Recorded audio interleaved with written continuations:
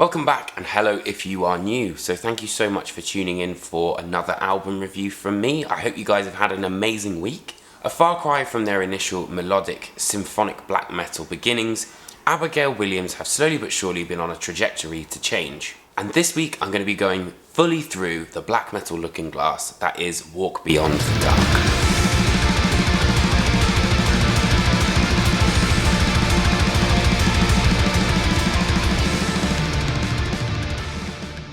Abigail Williams have very much become completely consumed by black metal at this point, and Walk Beyond the Dark definitely straddles the contemporary sound of black metal, but then the classic elements that we've seen for so many years.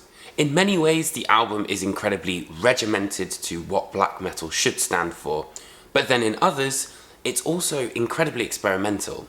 The experimental nature comes in the form of clean vocals. There's the overarching sense of strings, which creates a very funerary vibe, but there's also choir, and there's even some saxophone on Black Waves. Yet comparatively, the band also stick to the classic morals of what black metal encompasses, fast blast beats, those screaming vocals, tremolo guitars, it's all there. However, the band do end up doing a skeleton witch, as I call it, where very much of this album has that quite victorious, almost warrior on top of a mountain style feel.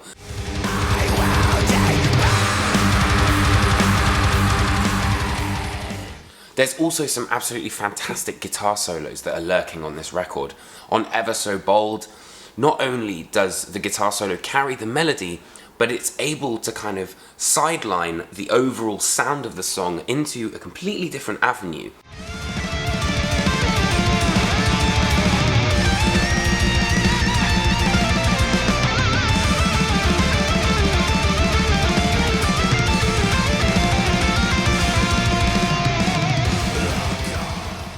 And then you've got an almost classic rock style solo on The Final Failure, which is the album's, climax. It's this huge 10-minute opus and really does end the album on quite a funerary high note. However, the real problem for me on Walk Beyond the Dark was this sense of repetition. And initially I tried to kind of ignore it and not try and think about it too much, but it's just incredibly overbearing. Born of Nothing's introduction is a prime example of this. It's a minute and a half where really it could have been maybe 30 seconds. And I feel that if those sections were chopped down and a bit more lean, it would have allowed for more of an interactive listen, because there were times where I found myself kind of losing my concentration a little bit. And it's very much the same for a lot of the songs on this album. For example, on Black Waves, there are sections where you do think, did it really need to go on for another 2 minutes, or could it have just been finished?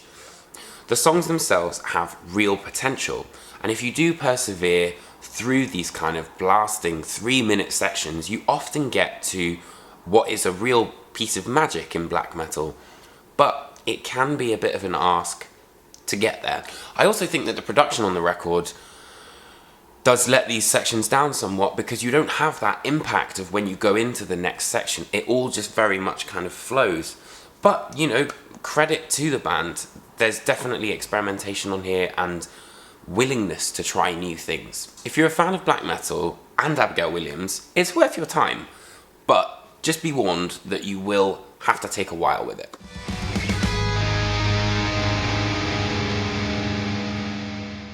So, thank you so much for watching. I hope you enjoyed this video. If you did, hit that like and subscribe button.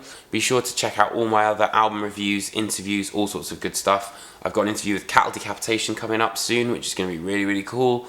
Please do leave a comment, and I will see you guys very soon for another album review. Alright, take care, friends.